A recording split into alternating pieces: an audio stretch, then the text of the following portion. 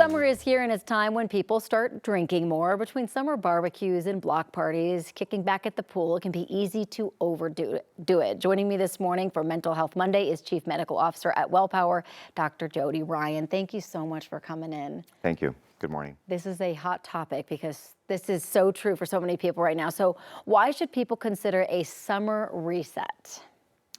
Well, summer is a social time. And there's many things to do. Like this past weekend, there was the Greek festival, and it's hot, the days are long, it's easy to get dehydrated. And summer is a season that people tend to drink the most out of any other season. And so what this translates into is there's more alcohol-related fatalities and deaths, and these are preventable. And so this can be a dangerous time, and really it's important that people are mindful of their intake during the summer. Does this mean that you're saying stop drinking entirely, or is this just something you need to be mindful of? Yeah, I think it's a harder sell to say stop drinking, even though there's a dry July, similar to a dry January movement, where people are stopping or just cutting back and seeing what happens. And I think it's really important that people start with being mindful, pay attention, and when you do go out, and if have water in between drinks. Count how many drinks you're having and have a goal before you go out. Make sure you eat food when you go out.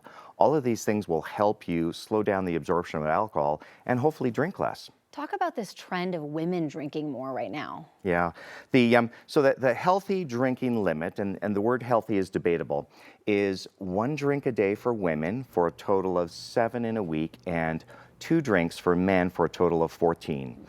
And people are surprised to hear that because many people probably drink more than that, right? And for women in particular, the rate of problematic drinking, like binge drinking and alcohol use disorder or problematic drinking, is equivalent or is almost equivalent to men now. It used to be a 3-to-1 ratio, and now it's a 1-to-1 ratio.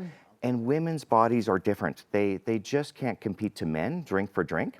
So they have their water-fat ratio is different. They have less of an enzyme that breaks down alcohol dehydrogenase. And so what that means is alcohol stays around longer in their bodies and can cause health problems over time. Is there any reason why women are drinking more right now? You know what? It's our culture, right? And the change in our relationship and women's relationship with alcohol. And I think that and you see that reflected in marketing. Like this past Mother's Day, I saw wine glasses with emblazoned with mummy juice on them, right? And so that just tells you where we're at, and this affects people's, as I said, the relationship with alcohol. All right, so how can people really take control of their alcohol use, especially right now during the summer?